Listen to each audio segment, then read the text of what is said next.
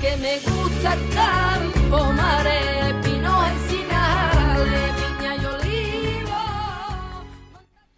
Buenos días, buenas tardes o buenas noches. Aquí Julián Fernández Ortiz para daros la bienvenida al tercer episodio de Célebres Anónimos. Hoy tengo el placer de recibir en nuestro programa a Antonio Alba, un ingeniero técnico agrícola con una pasión inigualable por la agricultura y por conocer nuevas culturas. Especialista en hidroponía, Antonio ha dedicado los últimos años a recorrer el mundo, más de 15 años haciéndolo, compartiendo su conocimiento y aprendiendo de las diversas culturas agrícolas que hay en el globo terráqueo. Sin más, os dejo con Antonio. Bueno, pues Antonio, bienvenido primero de todo, como siempre me gusta dar la bienvenida y lo estábamos hablando un poquito fuera de micro y hemos dicho, oye coño, ¿por qué esto no va a ser podcast? ¿Cómo estás? ¿Cómo te va la vida? Oye, pues Julián, lo primero, muchísimas gracias y por invitarme a tu proyecto, porque me parece, o sea, cuando me dijiste que querías que viniera y además sé que soy el segundo invitado, la semana pasada tuviste a Carlos Torres, ¿no? El cantautor este de Málaga. Había uno en medio que seguro que te pilla de sorpresa porque no voy a decir que no tendría que estar subido y vos, por supuesto que sí, pero no estaba planeado y al final hemos tenido uno en medio que es un científico. Así que encajamos Hostia. contigo, que eres agricultor, y él habló de biomedicina y en uno de los temas, que me encanta que no lo hayas escuchado para que te lo presente yo, bueno, es imposible que lo hayas escuchado si se ha subido hoy, habla precisamente de los alimentos transgénicos y de cómo se han modificado algunos alimentos transgénicos, que seguramente lo Hostia, saquemos durante la conversación. Pero bueno, te dejo. hostia. Y por supuesto, muchas gracias a ti por venir, que no te lo he dicho, porque soy Qué un mal guay, educado tío. cuando empiezo. Pues nada, pues muchísimas gracias, encantado de estar contigo. Así que nada, vamos a echar un ratito de charla, que sabes que siempre es un placer y nada, aquí estamos para lo que necesiten. Pues nada, lo primero de todo, pues ya si escuchaste a Carlos y a Ivo le hice la misma pregunta, si quieres presentarte de alguna manera, tú tienes muchísimas facetas que presentarte, podcaster, youtuber, te veo por LinkedIn súper activo, deportista, te puedes presentar como quieras, pero ¿cómo le dirías a la gente que nos vaya a escuchar cómo quieres presentarte? Pues fíjate, yo mi profesión es la de agrónomo, ¿vale? Eh, bueno, me llevo dedicando al tema de la agricultura ya profesionalmente unos cuantos años y en especial, pues soy especialista, podemos decir que me he hecho a lo largo del tiempo especialista en cultivos sin suelo, lo que se conoce como cultivo hidropónico, ¿vale?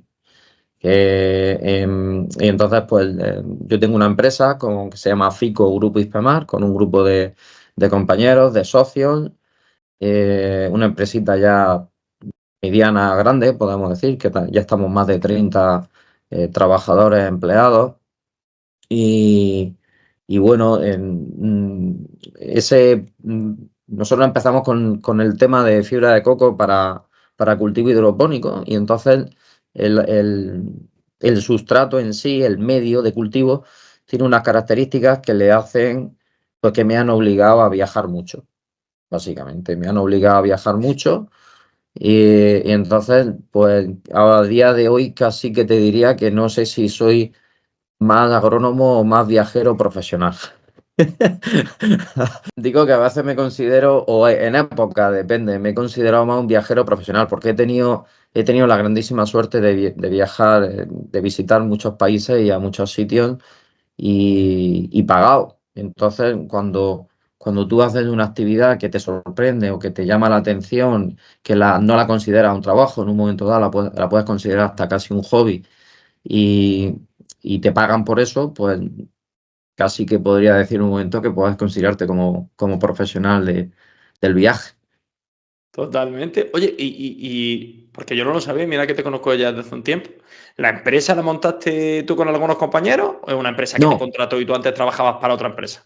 no, yo tengo una trayectoria profesional. Esto fue curioso, te lo voy a contar muy rápido. Porque esta empresa era una empresita, era un holding de empresas de una multinacional holandesa que es Koper, el grupo Koper, ¿vale? Que son los número uno del mundo, yo creo que son los número uno en control biológico, control de plagas, con enemigos naturales y polinización, ¿vale? Entonces, esta empresa tenía dos empresitas, podemos decir hijas, ¿vale? una que se dedicaba al tema de la hidroponía con fibra de coco y otra que se dedicaba, era como una marca blanca, podemos decir, de esa Copper. Yo trabajaba en esta empresita pequeña, que era como una marca blanca de la matriz. Y los que hoy en día son mis socios trabajaban en la otra empresa. Empezamos a trabajar ahí, hay diferentes avatares de la historia, nosotros nos conocíamos, teníamos buena relación, ellos terminan con esa actividad y fundan la empresa donde yo estoy ahora, fundan Ispemar, y yo sigo mi recorrido laboral por otras empresas, por otras multinacionales. Estoy en una multinacional alemana durante 4 años, en Otavi, que era también de sustratos, de perlita expandida, y luego llego a lo que es en el mundo de la hidroponía. eh, a lo largo de los años llego a lo que sería, si fuera, imagínate, ciclismo esto, pues llegas a UAE, ¿no? O llegas a Ineos, llegas al top, a la empresa top, que era Grodan, que era del grupo Rockwool, que ellos se dedican a lana de roca con aislantes del grupo Rockwool, pero tienen una sección de agricultura con lana de roca para hacer cultivo hidropónico. Entonces yo entro en esa empresa y estoy allí durante 2 años. Y allí es donde yo empiezo a viajar muy fuerte. Empiezo con unos derroteros de viajes muy bestial. Y recuerdo perfectamente cuando fue la crisis fuerte del inmobiliaria a nivel mundial del año 2008, que empezaba, ya sabes tú cómo funcionan las multinacionales, Julián, que tú trabajas en una, sabes cómo funciona. Es decir, empiezas a recibir mailing y empiezas a recibir un mailing diciendo le damos las gracias a los compañeros de Japón. De los 6 que hay, se van 5 a la calle y uno lo reubicamos en no sé dónde. Y luego le damos las gracias a los compañeros de Nueva Zelanda y tal. Y entonces tú veías que el tsunami iba viniendo de la zona asiática.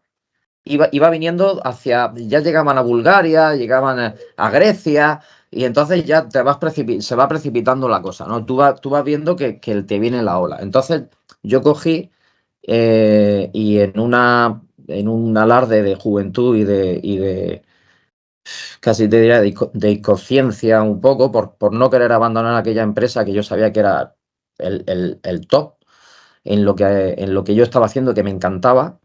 Entonces se va el compañero de Italia, se sale de la empresa y entonces me dice mi jefe un día, dice, oye, ¿has visto que este chico y tal se ha ido? Hay una vacante ahí en Italia. Y digo, oye, ¿puedo yo coger la vacante? Y me dice, la primera pregunta, pues mi jefe era holandés, y me dice, ¿habla italiano? Y yo le digo, sí. No decía ni buongiorno. Yo no era capaz. Pero bueno, se aprende, yo se puede aprender potencialmente, hablaba italiano. yo era el típico español que se cree que habla italiano simplemente porque le ponen una I al final de todas las palabras, ¿no? O sea, imagínate, un puto desastre. Entonces, pero el caso es que me viene como a los 4 o 5 días y me dice, oye, que lo he consultado y tal, y que si lo quieres, que el puesto es tuyo y tal. Y entonces le digo, hostia, de la que me he metido. Entonces, me acuerdo que era como un poco antes de Semana Santa. Entonces le dijo, oye, necesito unos días de vacaciones y tal. Entonces contraté un curso de estos intensivos en Italia, en Florencia, para aprender Qué bonito, italiano. Florencia.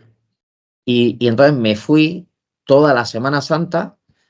Yo llegué un sábado, el domingo ya me fui a casa del profesor. El domingo yo no entendía, aquello era un quilombo, yo no entendía nada. La cabeza era absolutamente un lío. Y bueno, el martes, el miércoles empecé a espabilarme un poco, jueves, el viernes, el sábado cuando me fui ya y venía por el aeropuerto ya chapurreando italiano. Ya me permitía más o menos defenderme ligeramente con los clientes vía teléfono y tal. Bueno, el caso que, bueno, aquella historia se terminó, me echan, me viene la ola, al final a mí también me echan, por mucho que intenté agarrarme allí a una tabla como un náufrago, pero no hubo cojones de mantenerme a flote.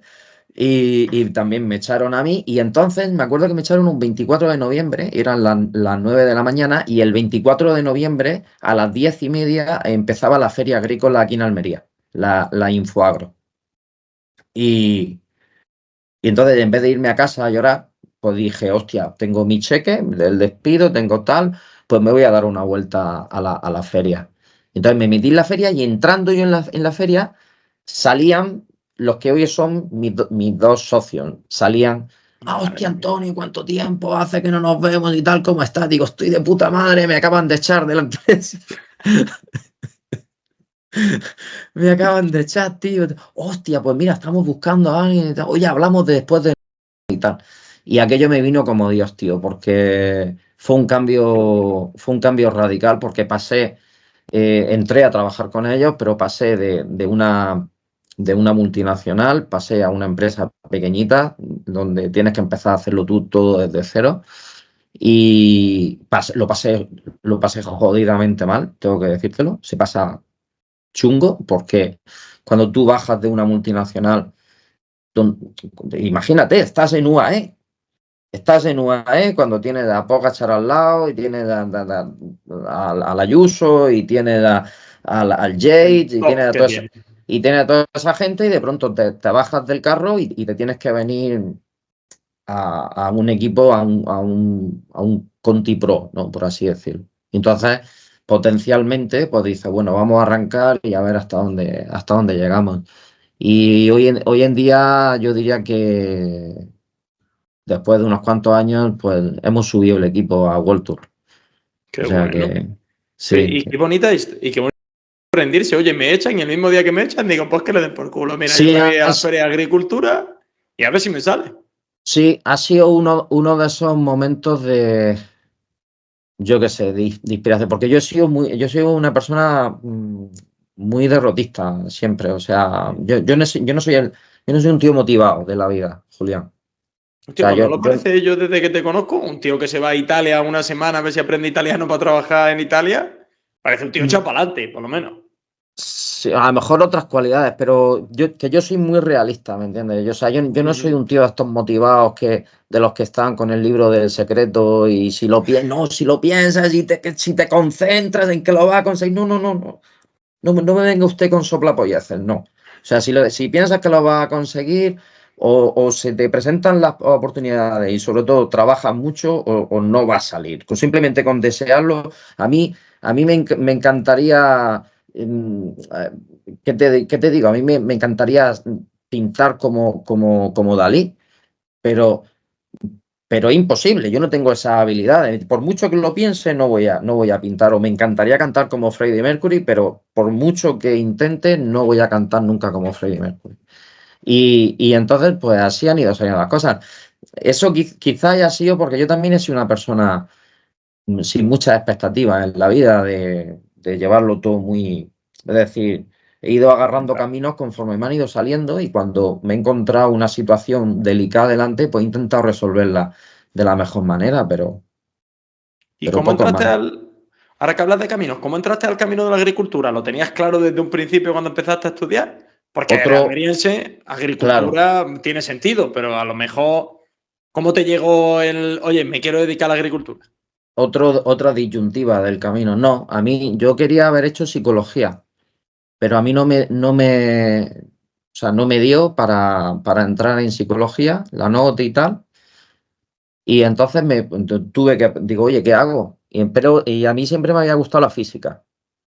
De hecho, si yo ahora con 47 volviera a tener 17, yo haría física, seguro. O sea, con el conocimiento que tengo ahora mismo, yo intentaría hacer física, y la pasión que yo tengo es la astrofísica. Me encantaría. O sea, yo me iría ahí a las cúpulas, ahí arriba, Qué bueno. al Calar Alto, y estaría todo el día mirando para arriba. Pero bueno.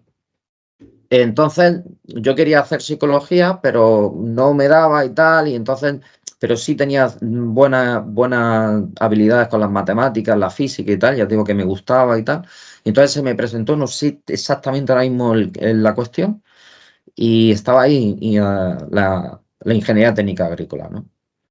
Y entonces digo, hostia, pues luego a mí se me encendió la bombilla en el momento porque yo siempre he sido una persona que desde muy jovencito he querido buscarme la vida rápido, yo solo. O sea, he sido muy individualista, muy individualista. No he necesitado mucho de mis padres, no he necesitado mucho de mucha gente, he sido un tío que me ha gustado hacerme la película yo solo. Y entonces yo decía, digo, yo no voy a ponerme ahora a ponerme a estudiar para luego opositar, a ver si... Y entonces vi la opción de salirme agrícola, no sabía nada del tema agrícola, no tenía ni ningún familiar, ni nada que tuviera invernaderos, ni tierra, ni nada, pero de pronto encontré sobre todo cuando empecé a enfrentarme al mundo laboral y más que en la universidad es un poco más abstracto y tal, y no saben, no lo tienen el tema muy bien encarrilado. Pero luego me encontré una profesión de una belleza, porque además se dan las particularidades de que con la agricultura es un sector completamente, podemos decir, invisible.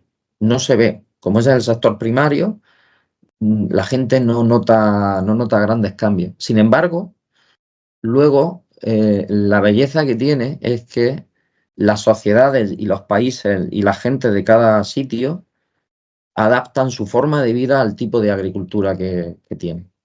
Y eso es una cosa que a mí me impactó mucho cuando empecé a viajar y empecé a ver distintos tipos de agricultura en distintos sitios, ¿sabes? Ahora que hablas de viajes, ¿cómo te...? O sea, entiendo que entraste a la empresa o ya viajabas en la multinacional. Sí, la ¿Cómo empezaste a multinacional viajar? ya viajaba un huevo, tío. ¿A nivel Sí, sí, europeo, sí, internacional?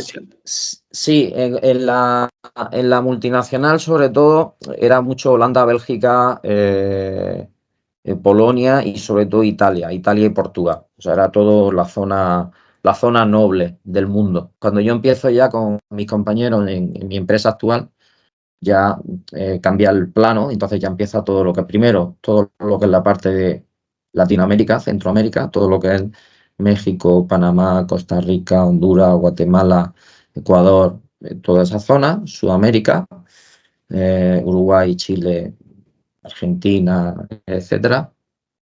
Y luego empezamos a dar el salto a lo que es el norte de África, Marruecos, Túnez, Argelia, algunas veces Senegal, Costa de Marfil también. Y luego viene la parte fuerte de lo que es Oriente Medio, ¿no? Todo lo que es ya la parte de Egipto, que Egipto he ido un montón de veces desde el año 2014, una vez al año mínimo, allí a Egipto. Y luego también todo lo que es Jordania, Israel, Emiratos, Dubái, he estado, bueno, y luego he hecho esporádicamente viajes más lejos, tipo Corea del Sur, eh, en fin, me dejaré algún país por ahí. Has viajado más que el rey, eres el Willy Fox de la agricultura. Sí, bueno, y sobre todo India y Sri Lanka, porque nosotros traemos el material de allí. Entonces, desde allí Esa es he la viajado. pregunta. Esa es la pregunta. ¿Esos viajes para qué son? ¿Tú eres consultor de un cliente? O sea, No, ¿a qué te dedicas?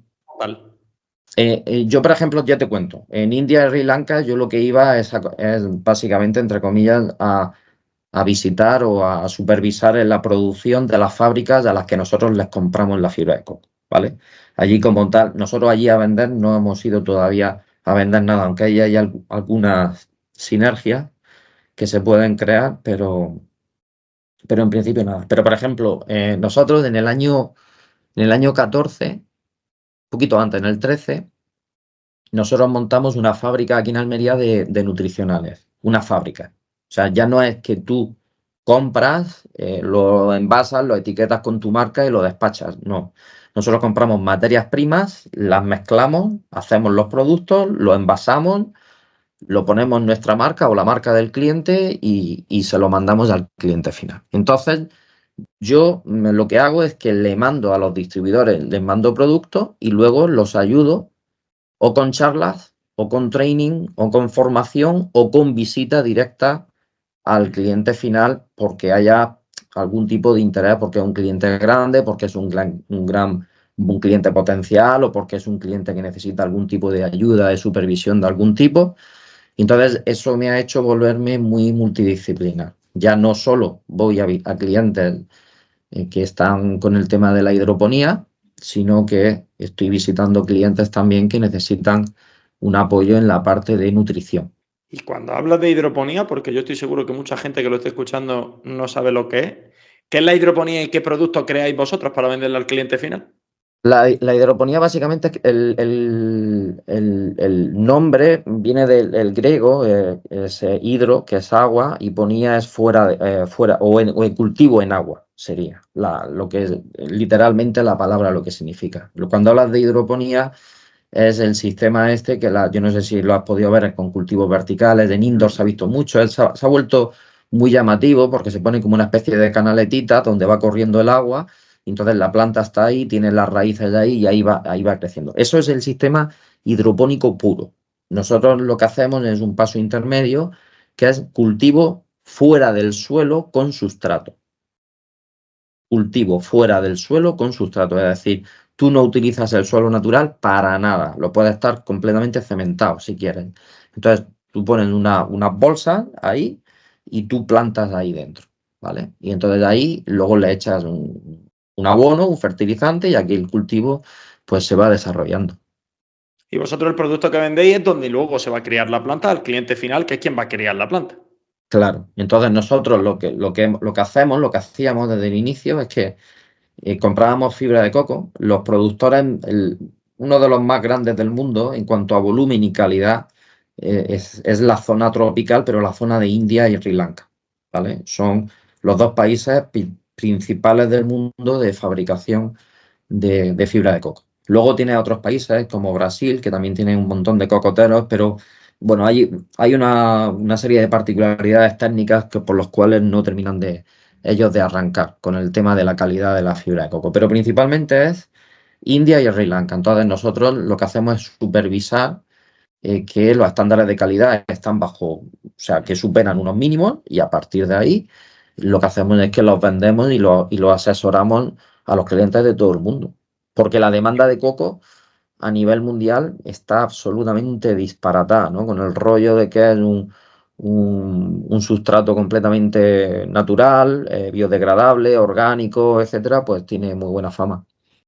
¿Y qué beneficio le puede ofrecer ese tipo de agricultura a diferentes países en el mundo? Es decir, si tengo, para explicarlo de una manera para que lo entienda todo el mundo, si yo tengo tierra, ¿por qué no me voy a plantar en tierra y planto en fibra de coco? ¿Qué beneficio me da a mí eso?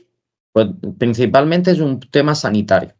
Es decir, normalmente cuando tú empiezas a repetir cultivos de modo intensivo, eso se puede decir que va contra natura. Es decir, el que tú fuerces por encima de lo que la naturaleza te dice que tienes que forzar un medio de cultivo o cuando tú pues, tienes un invernadero, entonces lo que ocurre es que las plagas, las enfermedades exponencialmente se disparan. Entonces, cuando tú utilizas un sustrato que lo vas a utilizar 2 años o 3 años y luego lo tiras y otro nuevo, no te da tiempo a que esas plagas se propaguen dentro del sustrato. Las tienes en el suelo, pero en el sustrato no. Entonces tú tienes un medio completamente inocuo y sin ningún tipo de enfermedad. Entonces es el principal beneficio, es un tema sanitario principalmente, Julián. Y a nivel de Europa, porque realmente yo no conozco mucho, ¿cuál es el continente o el país más puntero en la tecnología? A ver, en tema de cultivo hidropónico, es muy buena pregunta. Es muy buena, muy buena. A nivel de cultivo hidropónico, los jefes, los top, es Holanda y Bélgica, te diría. Todo lo que es centro, norte de Europa. Pero Holanda, por un tema de que es un país que está por debajo del nivel del mar, entonces no tienen tierra. Entonces no les quedan más cojones que cultivar fuera del suelo. Y entonces por eso utilizan tanta lana de roca y tanta fibra de coco, principalmente, ¿no? Luego Bélgica también, pero por el mismo motivo, pero también hay un tema tecnológico, es decir, en el momento en el que tú vas aumentando en el control del clima, control podemos decir de la tecnología a nivel de clima del invernadero, tú tienes que ir aumentando también el control sobre el sustrato, sobre la zona del entorno de la raíz de la planta, ¿vale? Entonces, sustratos con más volumen tienen menos control porque pueden pasar más cosas, podemos decir, y sustratos que tienen menos volumen y que tú puedes controlar al milímetro cuánta cantidad de agua, cuántos gramos de sales, de fertilizante, cuántos milimoles tienes que aportar, pues entonces se vuelve mucho más controlable. Si tienes un nivel tecnológico a nivel del medio ambiente, del medio muy alto, pues tienes que tener un sustrato que te permita estar en el mismo nivel. Por así decirlo, es como si tuvieras un Fórmula 1, pero le quieras poner los neumáticos de un coche de calle. Pues no va a rodar, por supuesto, no puede rodar tan rápido como si le ponen los neumáticos que tiene que llevar el coche, ¿no? Pues de ahí pasa exactamente lo mismo. Ellos tienen un invernadero, ellos tienen un tipo de agricultura que es de Fórmula 1, entonces le tienen que poner un sustrato de Fórmula 1. Ya que te preguntaba a nivel mundial cómo estamos, cómo está la hidroponía a nivel mundial, a nivel agricultura, ¿qué papel juega España? Tú que has viajado me has dicho, yo qué sé, creo que te falta solo Nueva Zelanda, Groenlandia y poco más. Pero a Correcto. nivel mundial, ¿qué papel juega España y cuáles han sido las zonas que más te han sorprendido por su desarrollo? A nivel de España, No, digo, España, ¿qué rol juega dentro de la agricultura mundial y de la hidroponía, sí. que es lo que más trabaja? Y luego, ¿cuáles son las zonas Lo- del mundo que más te han sorprendido por su desarrollo por su... agrícola? Hostia, bueno, yo qué sé, Corea del Sur, que yo no tengo sí, ni idea de cómo es Corea del Sur. ¿Qué te ha sí, sorprendido?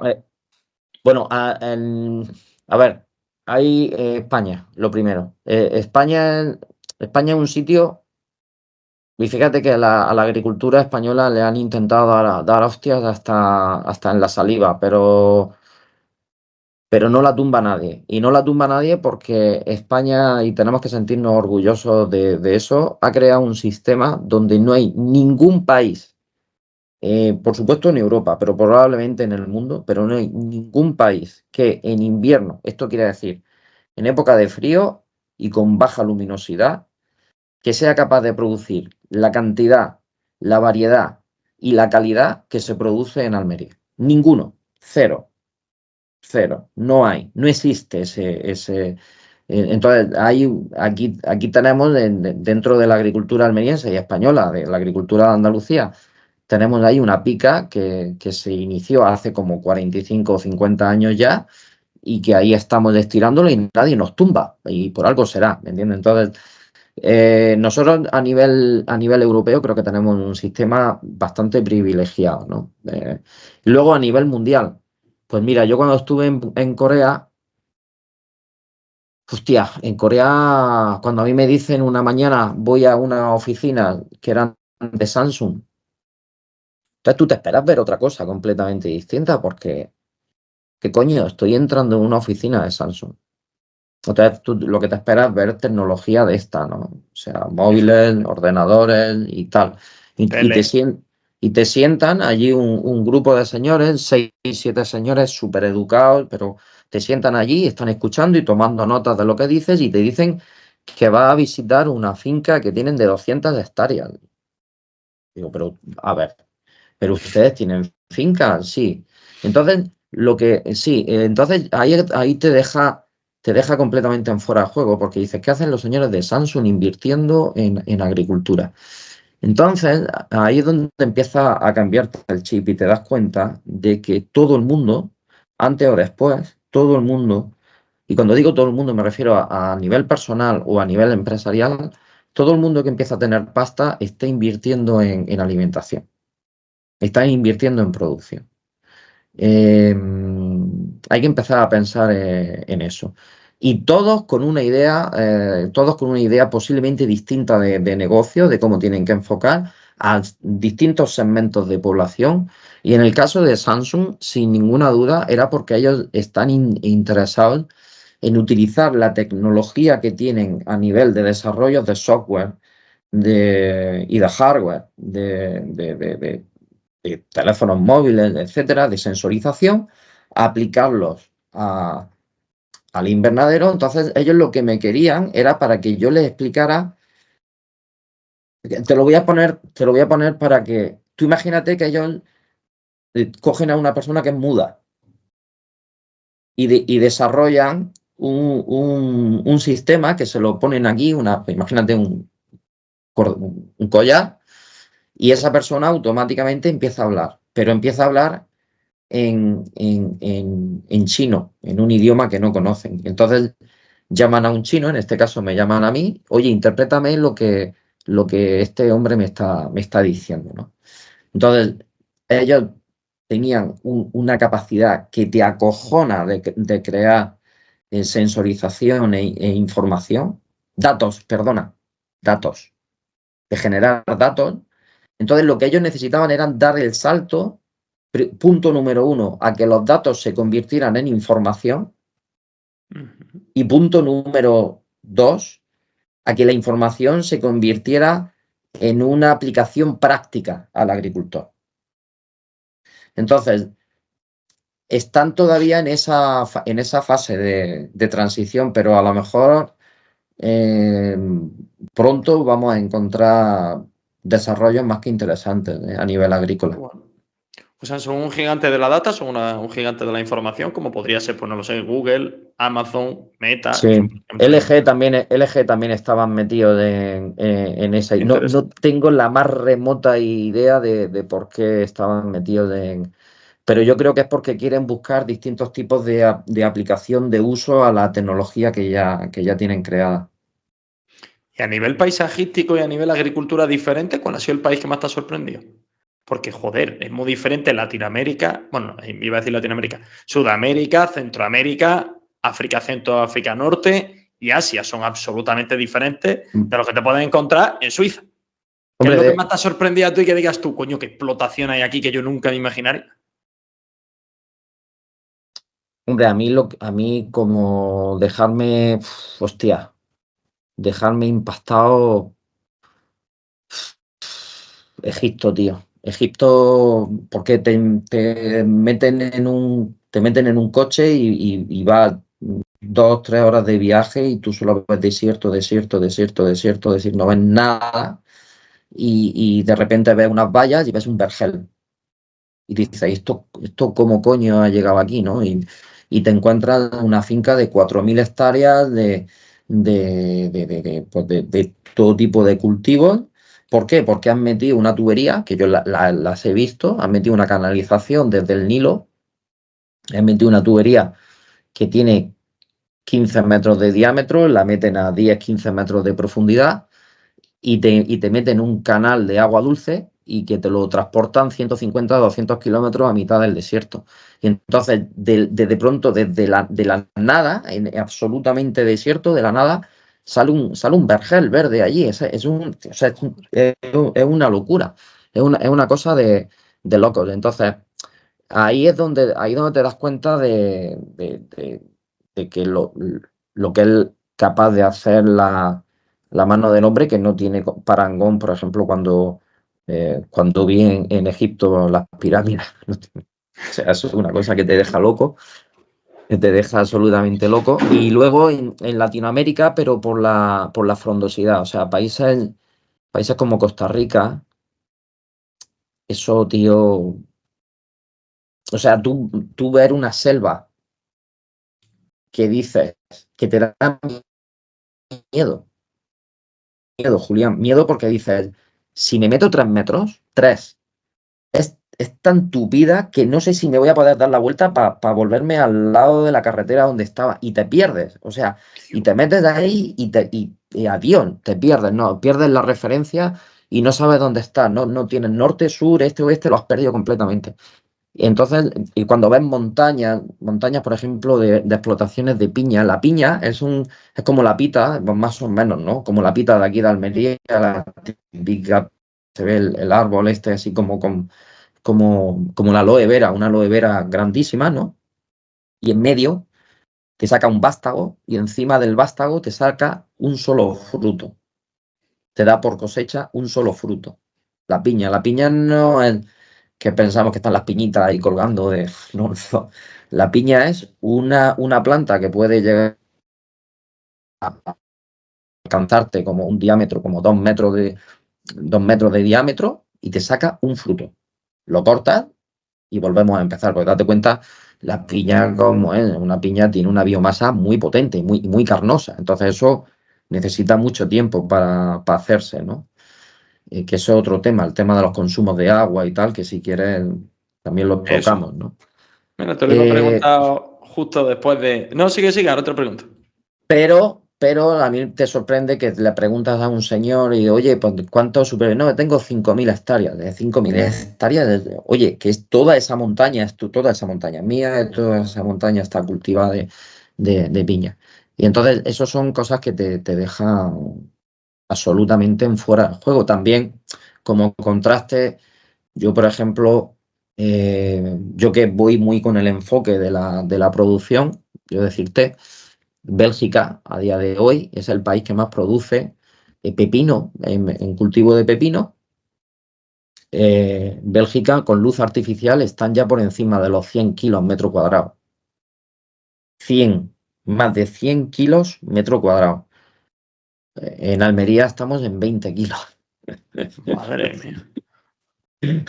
O sea que, o sea que Claro, imagínate, ¿no? La tecnología que tienen que meter ahí. Entonces eso también te llama la atención cómo explotaciones muy pequeñitas pues son capaces de sacar unas producciones de locura.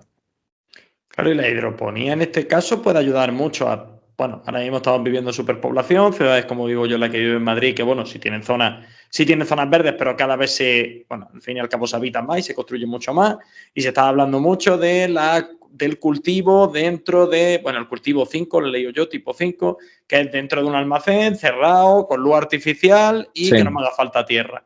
el Este cultivo tipo de indoor. cultivo, Mm. efectivamente, este tipo de cultivo puede hacer que la agricultura sea mucho más escalable y por tanto que podamos tener mucha más producción y menos hambre.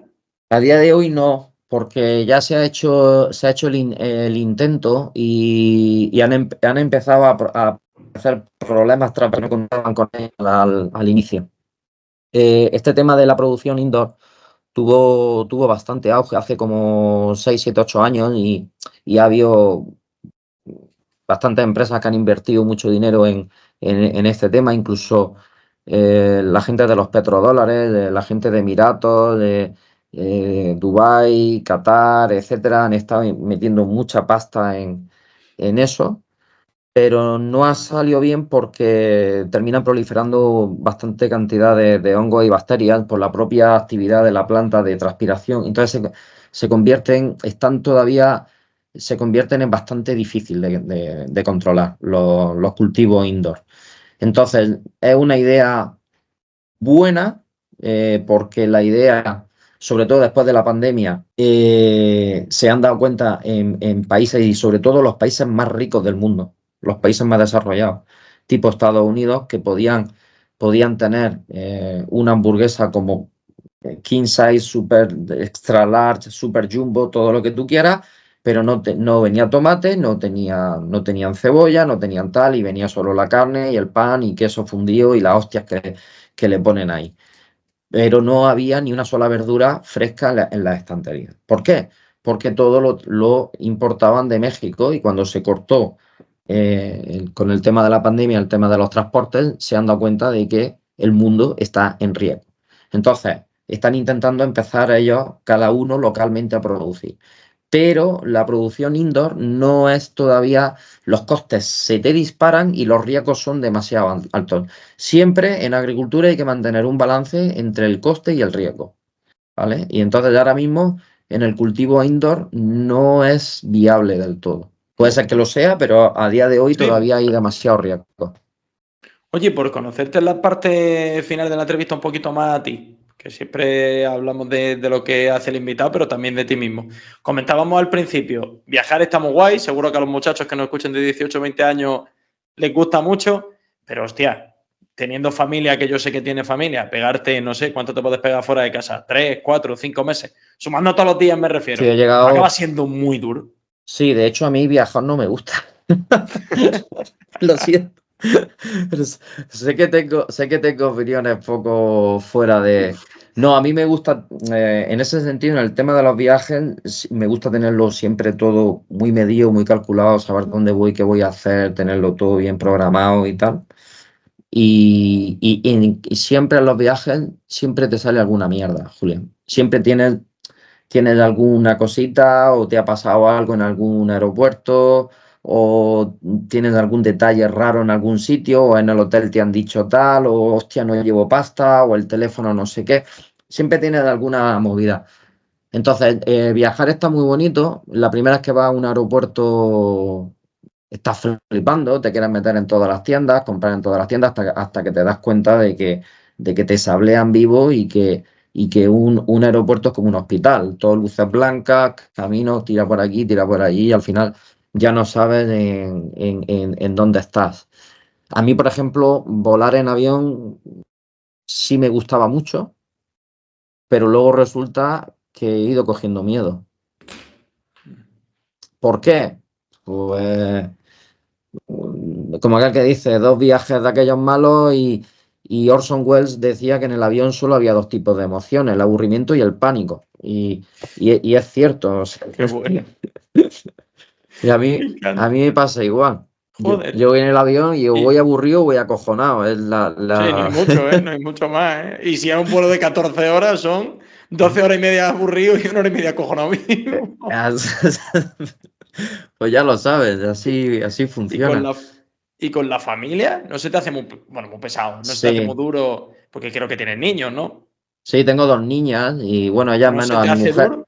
a mi mujer es la que se le ha hecho más jodido, porque claro, a mí también me ha pillado, yo empecé a viajar muy fuerte y mi hija mayor, que es Claudia, que ahora va a cumplir 18 años ahora en diciembre, y ya está en Granada estudiando, está ahí en tu tierra, Muy y bonita está, ciudad, está porque, haciendo. hostia, y para estudiar es una ciudad espectacular de todo. Sí, se ha aprendido bien la facultad el primer día y Pedro Antonio el segundo, o sea que. Y se acabó, hombre, por supuesto. Y Gonzalo Gallas para comer tapitas, claro, hombre.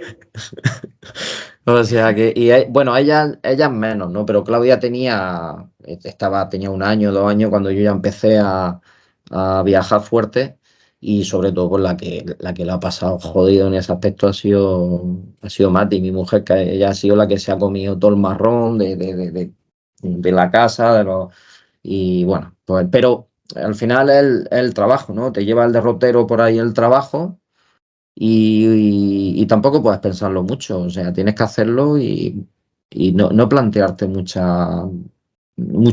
la cabeza no puedes tener mucha historia, o sea, tienes que coger y A por simplificar y ello. decir, tengo que hacerlo y ya está.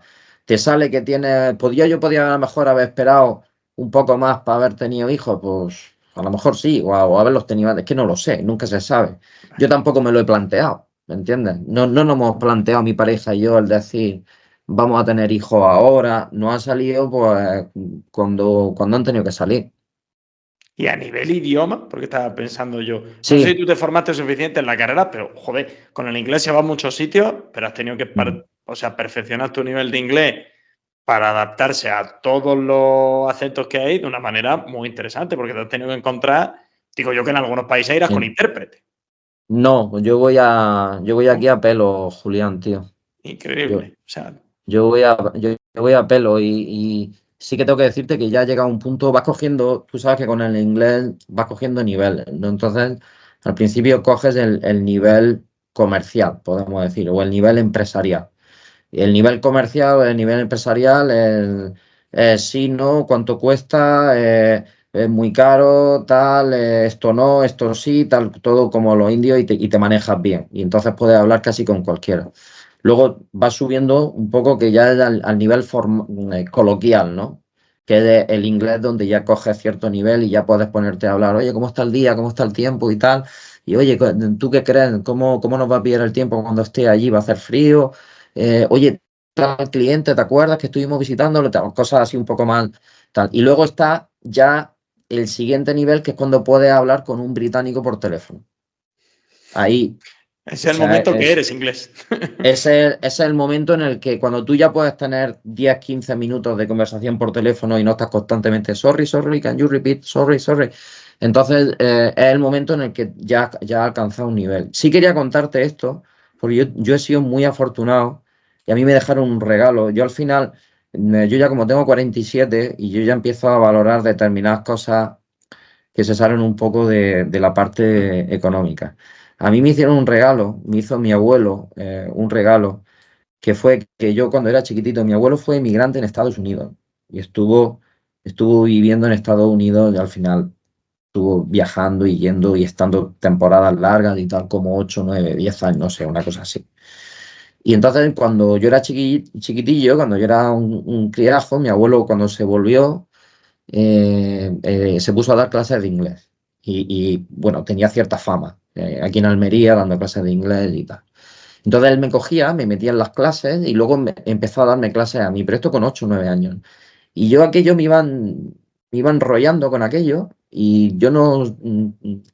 Yo luego llegaba al colegio y suspendía el inglés porque no sabía gramaticalmente, pero yo escuchaba al profesor hablar inglés y yo decía, pues entiendo perfectamente lo que está diciendo. Y Eso me sí que fue un regalo para la manejaba, vida, ¿eh? y me manejaba. Y aquello fue un regalo porque yo de pronto cuando empecé y dije voy a empezar a meterme yo ya a practicar, yo ya me vi con una base porque desde chiquitico me habían llevado y hostia, me ha abierto un huevo de puertas de aquello, tío. Pues sí, señor.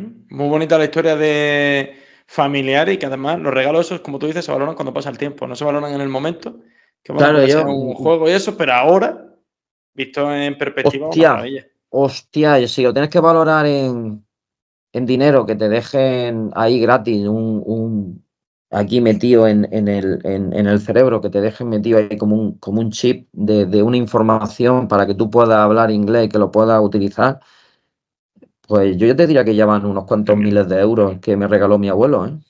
Totalmente. Y oye, Unos Antonio, cuantos miles.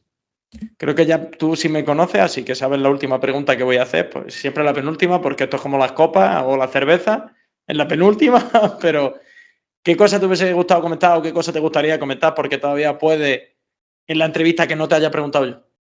Algo que digas tú, hostia, esto se ha quedado. Se tenía que haber comentado y el Juli no me lo ha dicho, no me lo ha preguntado. De tu Hostia, tema, de yo es ti que mismo. no, o sea, lo que pasa que yo creo que nada, tío. O sea, la conversación en ningún momento se ha parado. Llevamos, no sé, como 45, 46 minutos. Y yo ahora mismo tengo la sensación en la cabeza de que he ido haciendo un repaso de mi vida laboral de los últimos años y casi personal. Por tanto, siempre, hombre, siempre se va a quedar algo en el tintero, ¿no? Pero me ha encantado la entrevista, me ha encantado, bueno, la entrevista, el rato de charla que hemos tenido Me y alegro, tío. no creo que hubiéramos, a lo mejor en el futuro, si necesitas o tienes que indagar algo más de la parte agrícola o sale alguna noticia así rara que quieras que la comentemos, pues, pero ahora mismo, por mi lado, cojonudamente bien, tío. Pues mira, te recojo el guante porque otro invitado me lo ha propuesto también. Comentar algo de actualidad con invitados sobre su propio tema y en vez de hacer, pues, que va a salir esto 45, 50 minutos, hacer otros clips que salgan a mitad de la semana, porque esto suele ser semanal, salgan a mitad de la semana de comentando una noticia que ha salido de, coño, salió Pues, algo súper de agricultura hidropónica justo, coño, es- nos juntamos Antonio 20 minutos y la comentamos. sí, pues perfecto, sí, se habla estrictamente de lo que es la noticia en sí y eso estaría muy bien, le daría mucha vidilla al tema. Pues adelante. Oye, pues Antonio, te despido con un abrazo enorme. Muchísimas gracias por el ratito. Yo he estado también de puta madre. La verdad es que hablas contigo es como hablas con un amigo de toda la vida, aunque te conozcas solo Claro desde que sí, hace tío. algún tiempo. Y oye, igual que te digo siempre, la primera de muchas. Darlo por hecho. Muchas Pues gracias por tu nada, ratito y un abrazo enorme, tío. aquí estamos para lo que necesites, un placer y que vaya muy bien. Pues nada, cuidarse, Bueno, Antonio. Muchísimas gracias, tío. Un abrazo enorme. gracias a ti, Chao. cuídate. Chao. Ay, que me gusta el campo, mare.